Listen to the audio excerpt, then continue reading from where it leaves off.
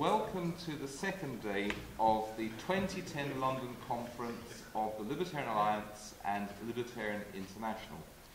I am very pleased to introduce as our first speaker Malcolm Hutty. I first met Malcolm about 15 years ago when he was an undergraduate at Oxford University, and I was invited up to talk about identity cards. He then spent most of the dinner talking about the internet and the various ways in which it might liberate us, or the ways in which it might be used to oppress us. And Malcolm, once he graduated, just disappeared into this techie environment where he's been doing all sorts of complex and clever things involving the internet. And I don't know if his views have moved on in their fundamentals during the past 15 years, but he certainly knows a great deal more about the internet, its potential to liberate us, its potential to clamp the shackles of oppression still more firmly on our wrists. He knows a great deal more about that than he did 15 years ago. And although I'm sure his basic opinions have not moved on at all, I can say that there is probably no better person in our movement to tell us the details of what is going on. Now, the title of his speech is Freedom and the Internet. And so without further ado, I welcome Malcolm. Thank you, Malcolm. Thank you very much, Sean. And I must remember not to heckle my own introducer. As Sean was saying, when the dot-com era was getting started, or even slightly before it was really getting started, I did disappear into trying to build a business in that sort of thing. But since then, I have joined a company, a trade association really, that represents the internet service providers and other network operators in matters of public policy. Am I being heard well? No. Give it to me.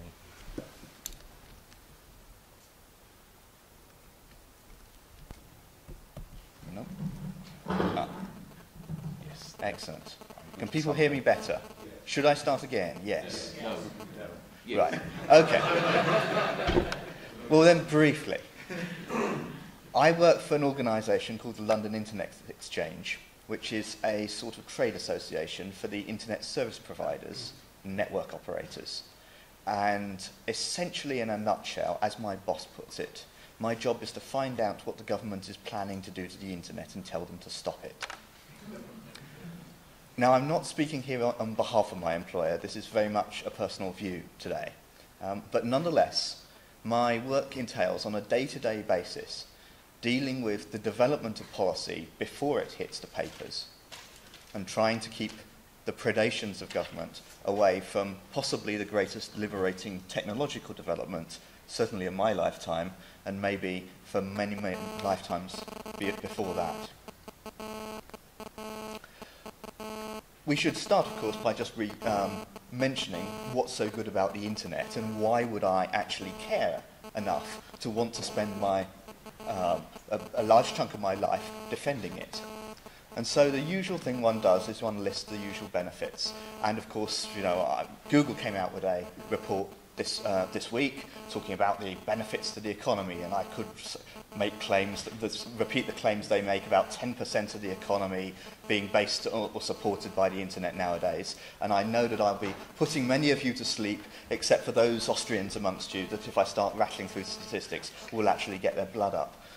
So I'll just instead say that squillions of pounds are contributed to the economy by the internet, and it has a dramatic effect on our daily life.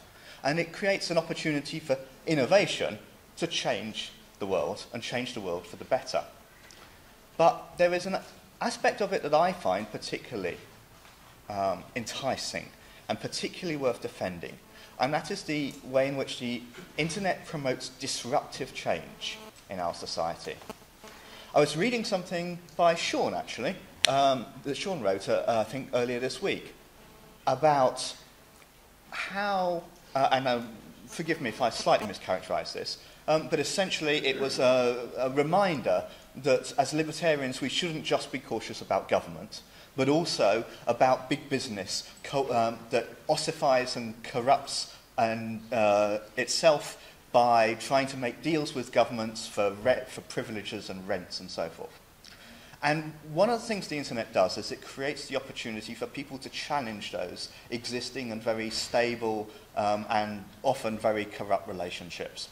And when new businesses come along and are created and suddenly become in a big overnight, they're not part of that consensus that gets negotiated with government about how you should operate and what compromises you should make. And they can't, and their immediate reaction when government says, well, why aren't you doing this in accordance with such and such code of practice that we were doing? Well, it just doesn't work for our business because we've got a completely different business model. And the first reaction of those businesses is to say, no, we can't do it. And by the way, we're desperate to win new customers and to make them come and join us and to have trust in us and to have faith in us. So we're not going to climb into bed with government yet. And it's only later, over time, that those relationships start to change and the relationship between the business and government becomes more important than the relationship between the business and its own customers. And so long as the internet is providing a continual turnover of companies like this, it acts as very much a check on that tendency of businesses to sell out their own customers and their own people. So that challenge to existing structures and institutions is something that I find very much something that is desirable to protect. But I promised you a threat analysis. So we should talk a little about what the threats are. And I'm going to put them into two major areas. In the field of the more pure politics, we mentioned yesterday a bit about the surveillance state. And the internet does have some concerns. As Sean was saying, I am worried about the concerns that the internet has. As you move more and more of your life on the internet, it is intermediated by internet service providers and other online service providers. And that does provide a greater potential for mass surveillance. A conversation that you have in a pub is really not open to censorship by the government. But if you have it on an online bulletin board, then suddenly the circumstances change. And we, at the very least, become much more dependent upon legal protections rather than the practical failure to enforce rules that government might dream up. So the internet does produce greater opportunities for freedom, but when you're passing your life through corporate computer systems, and when those large corporate entities have very close and important and tightly regulated relationships with government, there are serious risks there for freedom of expression and the surveillance state.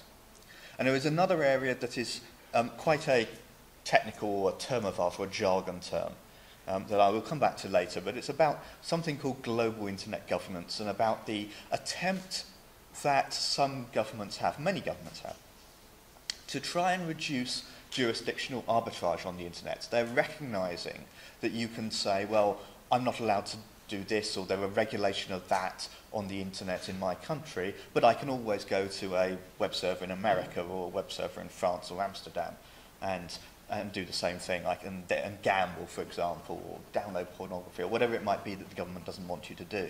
And the response to that is to try and create more international cooperation between governments and legal harmonisation. And I think it's too early to say that this is a step towards one world government, but only too early. But it is maybe the first step.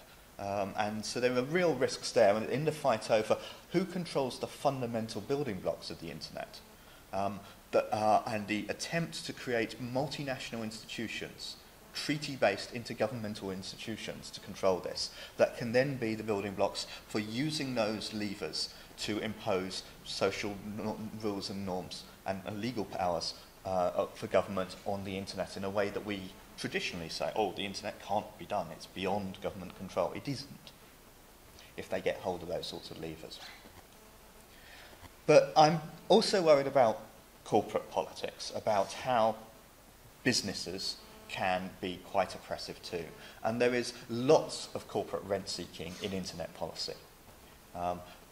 Businesses that are trying to protect themselves from the challenge that the internet brings or opens up, and the new entrance into markets that can come with fundamentally new business models. And yes, I'm looking at you, the music and film industries, who are very much the worst amongst this, seeking to protect outmoded business models through additional enforcement powers that can be extremely intrusive, that can be extremely demanding, and that certainly look, and this is in my professional capacity where I am most engaged, demanding that internet service providers become policemen for their legal privileges.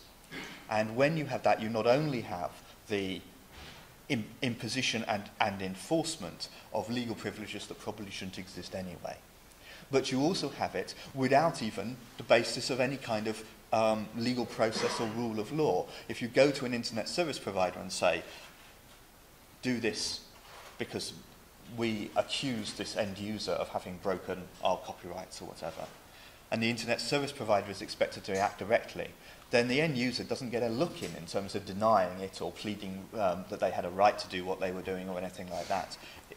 So as those kinds of demands get made on internet service providers, they're doing a complete end run around usual normal common law protections. So that is an area where there is real concern that businesses is a force. Big business can be a force for, or certain kinds of business can be a force for bad in this. There is certainly, I'm very aware in my day-to-day working of Faustian bargaining between companies that are very happy to come to deals with government in return for protections. And some of that can be just simply regulate us for the public good and to protect people and impose all these costly rules on us, because we already exist and we don't have to launch our business, and we can do these little bit incremental rules and regulations. We can put up with those because we have an existing and established business, and we're just adding incrementally to the costs in a way that we can absorb, and it prevents new entrants coming in and challenging us. And there is another area where that I come across routinely, which is the principal agent problem within the staff of their own companies. To give you one example, there is a body, it's actually a private charity, but it's effectively working like a quango. This is supported by the internet service providers,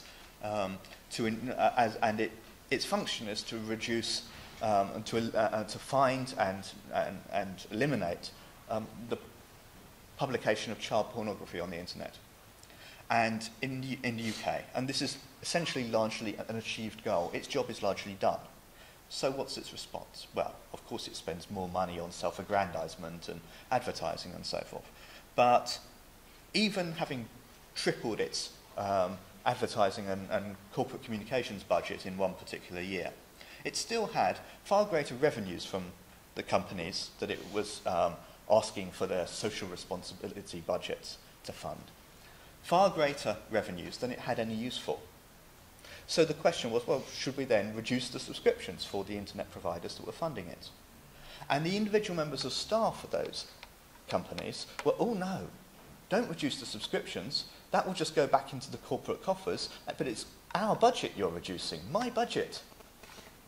You're reducing the status of the individual representing the ISP to this quango by offering to cut the subscriptions costs to the quango. This is clearly a failure of the staff to serve the interests of the companies that employ them. Now, battlegrounds. We talked yesterday a bit about network monitoring, data retention. Alex was talking about the interception modernization program. So I won't go into that and rehash that this morning. Perhaps if people have further questions, we can come to that in questions. But suffice to say, that the protection of people's privacy, the protection of their right not to have either government or, for that matter, any random Joe coming and finding what they've been doing on the internet, to be questioning that, to be making that available, to be breaching that privacy, is a key part of what we do. There is a debate, if you like. There are regulations as to when ISPs have to hand over your details to law enforcement. And part of the work that I do is negotiating with government as to how those processes should work, what standards and safeguards should be put in place before we end up being forced to hand that data over. And we live in a nation of law, and internet service providers will hand over this data when required to by law, be no doubt about that. But we can at least negotiate to a degree the extent to which we require there to be the law enforcement side of it to jump through various kinds of hoops and safeguards to ensure that they're only doing it when at least they believe it's justified, rather than entirely randomly and without protection. So I can add a little to our benefit there. I did say a little about the global internet resources, and that possibly went past some of you that don't know the jargon in this. So let's just to recap on that. The domain name system, where you have example.com, you type google.com into a web browser and you go to Google. Well, that translates the name google.com into a set of internet addresses that the computers understand. And there is a system that that makes that happen, and it is essentially a hierarchy in a tree, and it goes all the way up to the root where there is .com, and then down to further levels below. So if you are in example.co.uk, your computer will ask first the root server, where is UK? And that's run by a company called Nominet. And then your computer will ask Nominet, well, where is example.co.uk? And we'll get a reply. Now, these registries are clearly a potential point of control, because if people rely on the domain name, then you can place restrictions on what they can do, in the sense that if you are doing something that you're not supposed to be, that the government doesn't wish you to do, then we can exert pressure on the registry to delete your domain name, and then nobody will be able to find your website or other service. And there is a big argument going on about the fundamental root of this, which is run by an American company called ICANN, because many countries in the world want to have more control over ICANN so that they can use that as a gatekeeper. There are also the Internet Protocol addresses themselves, the numbers on the screen. That's what the example.com gets turned into. And again, the allocation of those is a potential control point. And there is, of course, the routing between networks themselves, and the international routing becomes a political issue as well as a commercial issue, and so forth. So many governments see this as all having gatekeeper possibilities, an area where we can put squeeze on the people that have control over these systems, so as to implement and enforce legal rules, legal policies. And the International Telecommunications Union, a United Nations institution, is vying for control of these systems, trying to wrest that out of the hands of ICANN, which is very much run by the technical community, and gain it for the International Telecommunications Union, which is a treaty organisation where civil society organisations, where end-user organisations, where even businesses have no direct say, and it's only a matter for governments. And I think just to list the main advocates for more control for the ITU as being China, Iran, Sudan, and Cuba probably tells you all you need to know about whether or not this is a good idea. Probably the biggest area of my own work concerns intermediary liability and the protection of the intermediaries, the ISPs, from liability for content. We have a couple of bits of legal protection, European law, that we depend upon. One, perhaps the most crucial, is called mere conduit protection. And this is the idea that a network provider is not liable for the packets of data that pass over the network simply because they pass over the network. So if you send a message and that message is illegal because it's libelous or blasphemous or it's a threat to kill someone or it's an arrangement to kill someone or whatever it might be, the network provider is not held responsible for that, not legally responsible. And this is crucial for the internet survival. And I'll explain in a moment precisely why. And there's another area of protection, which is protection for hosting providers, where a hosting provider, that is a company that runs servers, maybe a company that you can hire a server on to put your own website, like Summit Data's website or the Libertarian Alliance's website, can be hired from a professional company. But also companies like Facebook and eBay and so forth that have user-generated content on them are said to be hosting that content. And they have legal protection that they're not liable for the material that they're hosting until they have actual knowledge of it.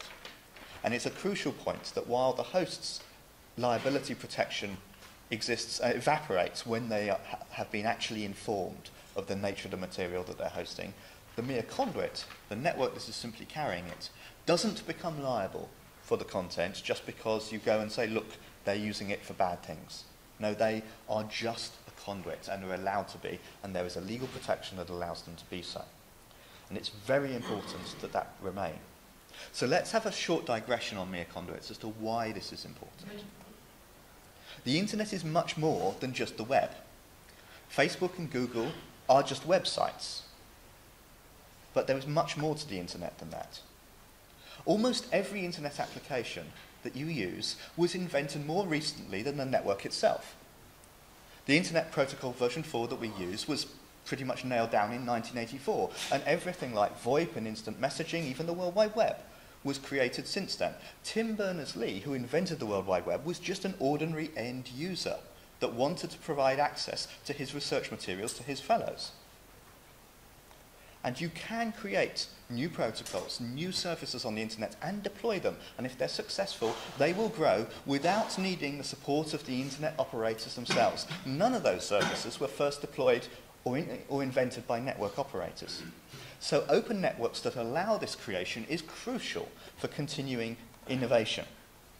So going back to internet liability, when we have the demand for 3 strikes laws, graduated response, cut you off the internet when you've been doing something, as we've seen under the Digital Economy Act to some extent, or at least the early stages of it, in the French Hadopi law and so forth, then that is an attack on this, but much more so, technical measures. Block this website, filter this traffic, make the ISP look at the traffic and determine whether it's acceptable or not. This is a direct attack on the foundation stone of the internet. And we see some of that being prepared for in the Digital Economy Act, but not yet switched on. We see this in CleanFeed, which is a censorship mechanism for blocking access to certain websites, deployed by BT initially, and now essentially the same system deployed by all the major ISPs in the UK, at the demand of government ministers that hauled CEOs into their office and said, we don't have a law to make you do this, but you are going to do it, aren't you? You don't want a law, you won't like it if I have to pass it. Is exactly what they were told. And it was said to be done in the name of preventing paedophilia and so forth. These things always are. And we've got now a draft directive on child sexual exploitation at the European level, which is going to make this legal, put a legal basis to this anyway and make that law across Europe. Mere conduit protection is crucial because if the network becomes legally responsible in this way, the only way that the internet service provider can discharge that legal responsibility is to inspect the traffic, to decide whether or not this particular element of traffic is legal, to approve what they can see as being acceptable, and to block that they can't tell. You can block stuff that you say, I can tell that that's illegal, and you can approve stuff that you can say, yes, I can see that that's fine. But what would you do as an internet service provider facing legal liability about traffic that you don't know and can't recognize? If you're liable, you have to block it. And that means blocking the unrecognized protocols, which means every new service that has been developed that hasn't been invented yet. Now, it is sometimes said in my field that protocol innovation is over. We've invented all the things that need to be invented. What we're getting now is more and more websites, but it's all just websites. So we can have a system that understands web traffic as it passes over the network and inspect it, and it won't be any restriction on the development of new services because the only services being developed are things like that. And I have to answer against this. This is the argument that in the phrase HTTP, the Hypertext Transfer Protocol, the web protocol, over everything over HTTP and HTTP over everything. Is that all there is? Now, I would hope that most people in this room don't believe that everything useful has been invented yet. But nonetheless, it is often said that we have gone through a period of massive innovation in the internet, but now the system is maturing. And we know what it is used for and how it is used, and there can be new services that are developed at the business level, but the technology is maturing and is now becoming more susceptible to control. And there are arguments for that. But I say, and I need to come up with arguments why that ain't so. And of course, one thing I focus on is that the internet is much bigger than the consumer space. Politicians focus on the consumer space because they understand it and they've got voters there and so forth. And in many of these areas, There are complex new applications being developed all the time that would be harmed, actively harmed, by the failure or the prevention of being able to deploy new protocols. But even in the consumer space, the online gaming and open source software have a continual innovation and development at the moment. Politicians, though, aren't necessarily too enamoured of creating the whole basis of their policy for the internet and their policy forbearance on just gaming and open source. What is that? But there's 250,000 reasons to believe that protocols other than the web continue to be developed all the time. So, who are our allies, foes and targets? Well, first of all, the allies. The biggest ally is the average user. Most people using the internet see that it works. While the public, when it goes through, as reported by the Daily Hate, might be very reactionary, individual members of the public say, well, it seems to work for me.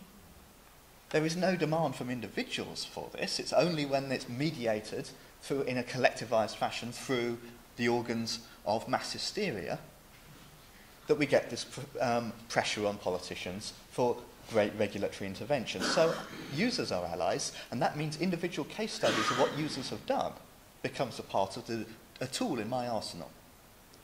Most network and software engineers can be quite libertarian. They build stuff. They have their feet somewhat on the ground because they are connected with the real world. Now, that's not exclusively so, because we do have to worry a little bit about the traditional telco culture, the big incumbent telcos. And the kind of culture that they have within those organisations can be very much statist, dirigiste, interventionist, and very suspicious of the user. They do not see... I mean, they have consumers. Internet companies have users. The difference between the passive and the active there is very telling as to how they view their customer base. And equipment vendors have new stuff to sell, and the new stuff to sell is normally, look, we can control the network in a way that it never could have been controlled before. So, yes, those sorts of engineers can be not allies. But most of the people that work in internet businesses, with those exceptions, can be very much on our side. Entrepreneurial startups, the ones that challenge the existing business order, can be very much on our side too. Google gets a lot of stick, but Google, in many respects, does things that other companies would never dream of doing. The whole thing about China, pulling out of China, for example, that's important not just because of the message that that sent trivially, but more importantly, when they pulled out of China, they were saying, and once we are out of China, we really will not be under your control. Whereas many companies are starting to negotiate the availability of their systems outside the country to government in country. So, for example, with RIM, the people that make BlackBerry, giving control over the data, the personal data, that is held on their servers in the United States and Canada, to the Dubai authorities and to the Indian authorities. Google said quite the opposite. Fine, if you really won't allow us to operate in the way that we want, we'll pull out of China. But we'll, of course, our servers will still be available to Chinese citizens if they can reach them. And if you expect us to cooperate with you from our servers in the United States, you're wishing. That's a very positive message, not just for Google, but a challenge it sends out to other companies to stand up to governments in that way too, in a way that they normally would never dare. And parts of other industries can be allies too. So, for example, when we're talking about cutting off people for sharing copyright stuff over the Wi-Fi connections, then the hotel and hospitality industries and so forth can very much be co-opted on our side of the argument. Foes, this is the fun bit. My slides are a little mealy-mouthed here, and I'm rather conscious that I'm being recorded. But come on, we all know that what the copyright lobby's attitude to the internet is. They basically would like to close it down. Quite literally sometimes. They go on, some of their CEOs have been, one was a Sony Entertainment CEO was on record as saying that he believed that nothing good had come from the internet ever. extraordinary thing to say. But these people are actively lobbying hard, spending huge amounts of money to get laws changed so as to make the internet a very hostile place for freedom, a very intrusive and controlling environment. The child protection industry. Now, there are some people that work in the child protection industry who do good work about making sure that educational material about how to be safe and how to protect your children online, or how to protect yourself if you are a child online, is available in a very positive way. And there are some people in the child protection industry who went into it and go into it and approach it from the very best and most honourable of motives, while being, in my view, quite misguided as to what good policy is for protecting children on the internet. But make no mistake about it, there are people in that industry, many people in that lobby group, that are quite simply the enemies, the avowed enemies of freedom, that went into it for no reason other than to use the child protection argument, the think of the children argument, as a reason to attack the freedom that the internet offers. And I'm afraid I have to deal with these people every day. And they are a powerful lobby. And parts of law enforcement can be, of course, give us more powers all the time. Actually, I think that there is a sort of inverse relationship between how long the good sense of a law enforcement officer and how long it was since they last arrested somebody. So some of them make quite good sense, but some of them, I'm afraid, are just simply about let's build an enormous system for surveilling everybody. And we have to deal with those people as well. And of course, generally, there's something must be done tendency in media and politics is something one has to contend with. But though I point that tendency and that need to have sensationalism and sensationalist responses as being a foe, it's not the media and politics themselves that I would point as being foes. Selective foreign governments, I've already said that China and so forth, China is very much an enemy of freedom, and China is very much about trying to break the internet up. How am I doing for time? Am I running very over? Brazil is unfortunate. Brazil should be an excellent example of a developing world country being very much a champion of the internet. I'm afraid they're not. They actually have pretty good government domestically as far as internet policy is concerned by global standards. But on the world stage, and certainly in debates about setting up international treaty organisations to control the internet, I'm afraid they're very much the opposition. And the ITU I've mentioned. But as I said, targets, government officials, media and politicians are not the enemy. They're the people you fight over. What are our prospects to round up? I would say that I point out something, what I call the pendulum in politics and technology. In the immediate term, we win. The cause of freedom is successful. Because government intervention is just too difficult. The internet races ahead of government understanding of what's going on. They're always trying to regulate the thing that people just moved on from. Passing laws takes time, and people like me can slow it down a little bit more with a bit of luck.